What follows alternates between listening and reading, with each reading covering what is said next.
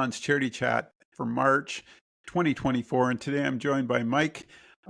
You've got an interesting story. Before we get started, I want to talk a little bit about your coffee company, because you guys started, I don't know what year you started this, but lots of success. Can you give us a little background? It's the Seventh Cup Coffee Company, correct? Seventh Coffee Company, yeah. Seventh We Cup. we started in 2019. So the Oh, yeah, we're going into our fifth year. It's going to be our fifth anniversary. I want to say August or September. I should probably know the answer to that, but sometimes life moves too fast. Um, but yeah, we started in 2019. The reason it's called Seventh Coffee Company is kind of the whole crux of the philosophy of the business. My son Jack has a genetic disorder called Williams syndrome, wherein he's missing part of his seventh chromosome, which is why our logo has the middle of the seven missing with the word seventh in between it. That's kind of where it all came from. So Jack was the inspiration behind the company. Jack's the inspiration behind the philosophy. He's the inspiration behind what life has turned into since his diagnosis. So that was really it. And I always tell people about that story and about how he has Williams syndrome and how we give back to the community.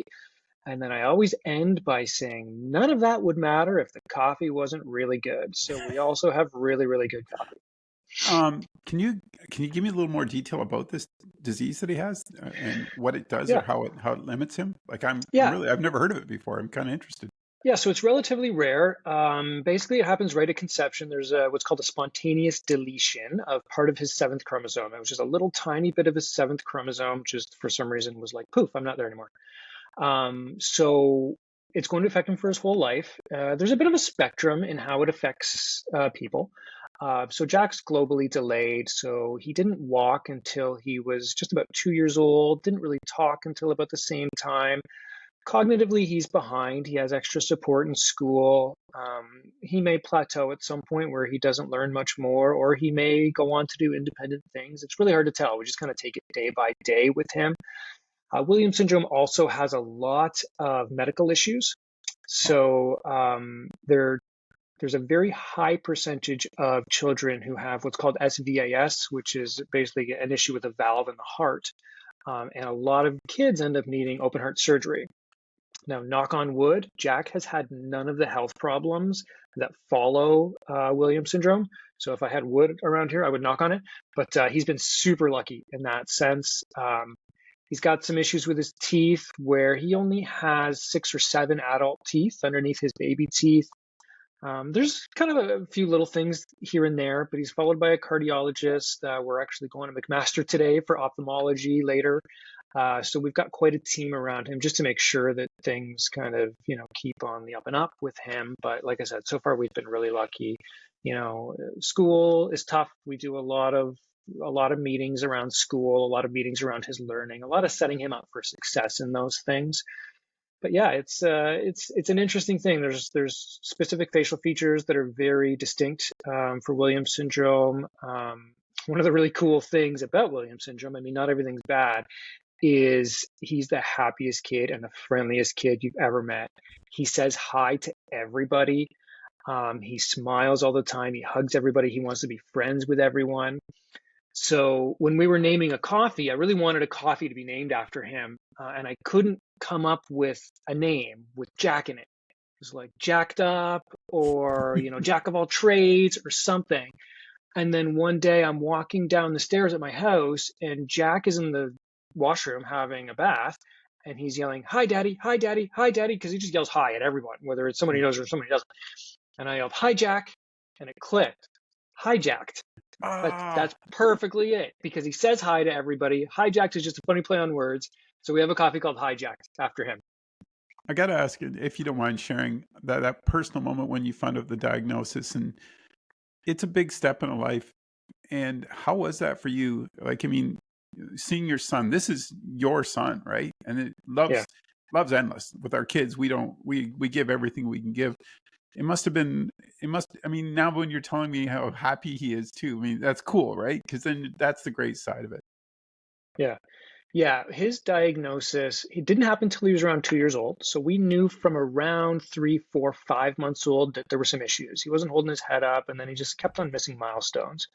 Now, his sister, who was 2 years older than him, was born with a virus called CMV, which can be very devastating to kids. But Emma got through it totally fine. So at this point, I'm Superman, and my family is Superman. Nothing bad's going to happen to us, and I can just deny it. Everything's fine. He's going to catch up. Everything's cool. It's fine. So we started doing therapies here and there just to catch him up. And then the diagnosis came. We went and we did some genetics at McMaster just to kind of rule things out. And then the one appointment that I didn't go to, his mom brought him to Dundas to see a pediatrician. And she called me in a panic and said, he has something called Williams syndrome. Don't Google it. So obviously, immediately I'm Googling it, sitting at my desk. And it was devastating. It's it's a tragedy. And I say that in the sense of the word that it's life changing, it's devastating because all of the things that I wanted for Jack maybe weren't going to happen now. You know, him to grow up and have kids if he wants to, get married if he wants to, have the job that he wants. A lot of that stuff kind of comes crashing down. So there's a mourning period where you have to mourn the life as you know it, the life as he knew it. But then I came to a fork in the road after that. I could be angry, I could be bitter, I could be resentful with Jack, with the system, with God, with the world, with whomever I wanted to be. Or I could take this as an opportunity. And I took it as an opportunity to do a couple of things. Number one, to make the world a better place. So I founded a company that operates as a social enterprise that ethically sources coffee, that gives money and time back to the community. Personally, I decided that I was going to start volunteering. I started volunteering at Lansdowne Children's Center, who was integral in getting Jack to where he is today. So now I sit on the board of directors for Lansdowne. I chair their professional advisory committee, their capital steering committee. I sit on the County of Brant Library Board of Directors as well. I sit on the Chamber of Commerce Board of Directors for Brantford Brant. I decided that I wanted to leave a mark in the world and make the world a better place because we all have the power to do that. And I think a lot of the time you don't realize that.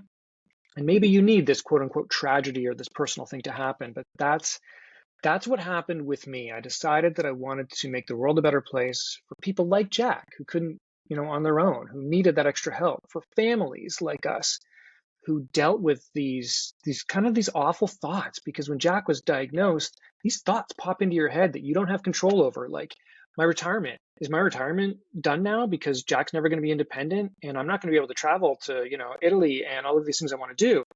And then just going, oh my goodness, did I just think that? That's so shameful. I'm such an awful person that I thought that. And then it just snowballs and these thoughts are awful and you feel like you can't share these thoughts with anybody because nobody would understand it.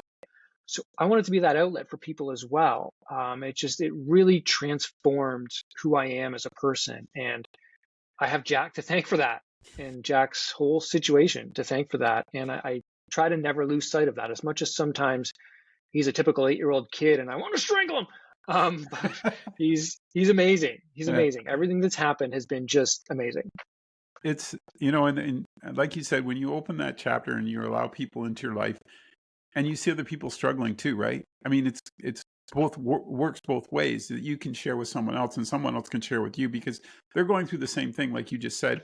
And with your company, giving back funds to help all these charities, like that's, man, kudos to you. I just, there's not enough of us that do that, that can do that, that have that resources. But good, man, like that's so cool that you can do that. And I want to give you an opportunity because we're talking a lot about Jack, and that's the whole purpose. But let's talk a bit about your company. Like, you've been doing this since 19. Are things growing? What kind of coffees? Give me a quick rundown. Yeah, so we've been steadily growing as we go. A controlled kind of growth. We didn't want to get to the point where quality suffered or anything. So we've been very steady with the way that we've grown. My problem, or maybe my saving grace, I don't know. I am a taste connoisseur. I love to be adventurous. I love to try new things. I've traveled the world with my old company. I was in consumer electronics, so I would go to Europe. I would be in mainland China, all over the place, all the time. And the thing I loved most about that was trying different flavors of things. So that has caused me to try different flavors of coffee all the time. I mean, I'd always loved coffee, but I didn't really understand it. Um, so what we do now is I think at the moment we have something like 16 different roasts of coffee that all taste different. But that's because I would get bored if we didn't. If we had like 3 or 4 roasts of coffee, I would get bored. And I love creating new experiences and teaching people about those experiences and showing people what coffee can taste like. Like people don't realize that an Ethiopian coffee that can be so fruity and blueberry like, and then South American coffee like a Brazilian can be like, whoa, that's so chocolatey. I love giving people that experience, and I love blending things together and creating new flavors. We do all kinds of custom roasts as well. So a lot of our cafe partners and restaurant partners, we will create a whole bunch of different roasts for them to try, and they say, well, with this one I like this, this, and this, and with this one I don't like this, this, and this, and then I can continue to create something that's completely customized to their palate. And it's so fun. It's so fun creating something that people wake up in the morning and they go, this is really good. I don't want to be up at 5 in the morning because I have to go to work and I have to, commute for an hour and a half. But man, this cup of coffee is really good. That's as silly as it sounds. That's one of the things that really keeps me going.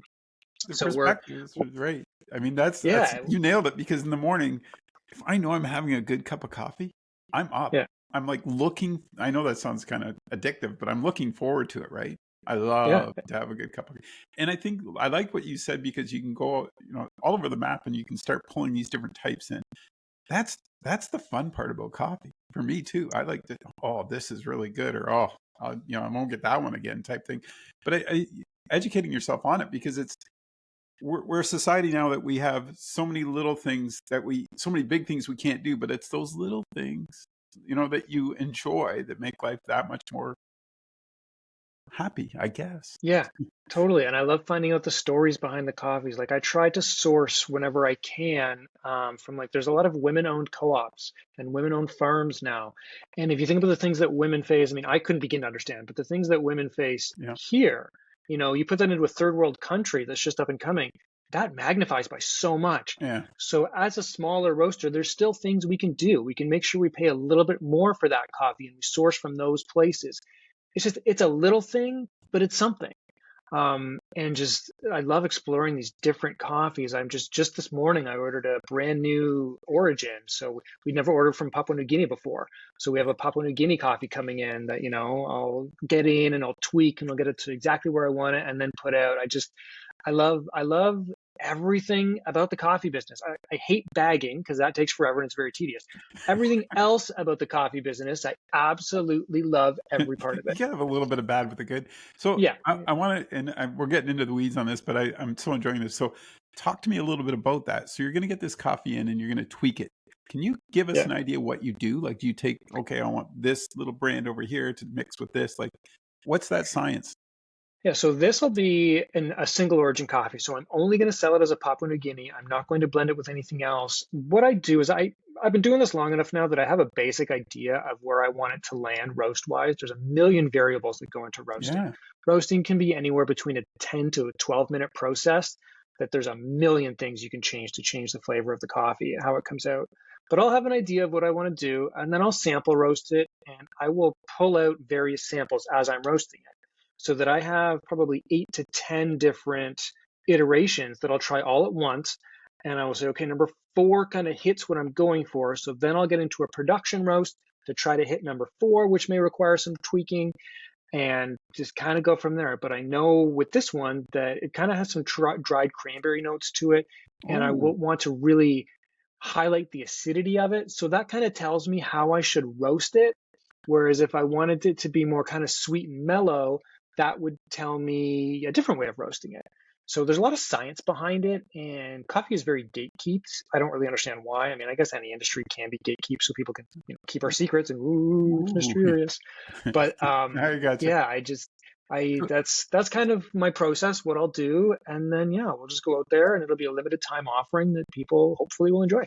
When you go to a restaurant then, and a restaurateur calls you up and says, well, I want a specific blend. Looking at the whole outlay of the whole product, as far as the restaurant, are you breaking it down with that owner saying, I think this is maybe where you need to go? Like, you got a cafe style, or you might have an upper class restaurant. You know what I mean? Like two different levels here, right? Two different types. Totally.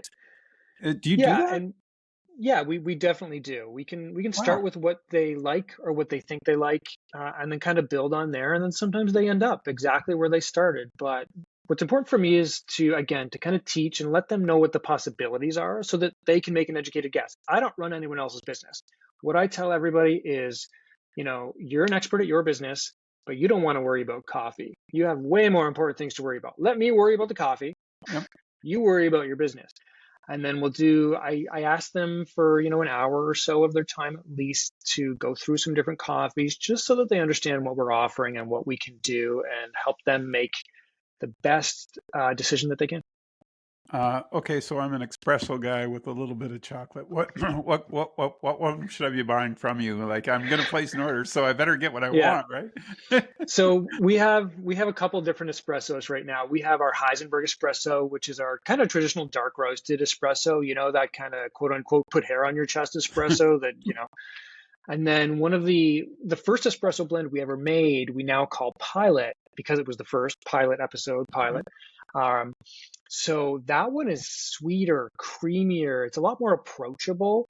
And sometimes people don't realize that that's what they want in an espresso. It blends really well with Yeah. milk-based beverages.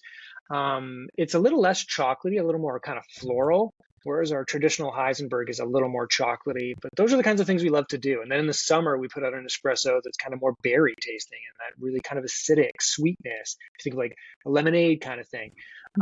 So I would get bored. If I did the same thing over and over, I would get bored. I love creating flavors and I love that people love the flavors. That just like fills me up inside.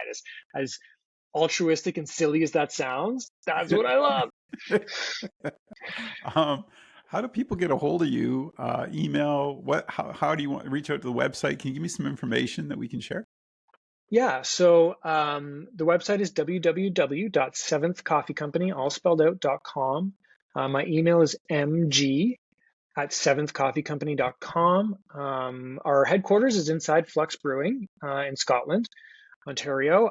We're available at the Farmers Market in Brantford, and then there's any number of retailers, cafes, and restaurants that carry our product as well. But we do a lot through our website, and that's the best way to contact us. Our social media as well, Seventh Coffee. I'm not a very vain guy, so I don't like seeing my face on our social media a lot. You will unfortunately see my face on our social media a lot, so I apologize for that. But those are the best ways to get a hold of us. And you guys got a great line of videos. I checked out some too as well. So on YouTube, so they could just see, when you're going through the steps, what's going on there, and it's pretty cool. Wish you continued success. I want to get together again and do another podcast at some point. I got to meet Jack. I mean, that's Yeah, pretty cool, yeah, man. That's awesome. yeah. And I want to thank you for taking the time. I'm going to put an order in, so you and I will chat off air because, damn, I love coffee. Me but too. but you've got such a great background story, and I love why you're doing it. I got to say, that fits with what the Leon's Charity Chat's all about. You're giving back to the community, and it's for all the right reasons. And you're defining it, like you said, you're making a difference all the way around. So congratulations on all that, Mike. Thank you so much. I appreciate that, and I appreciate you having me.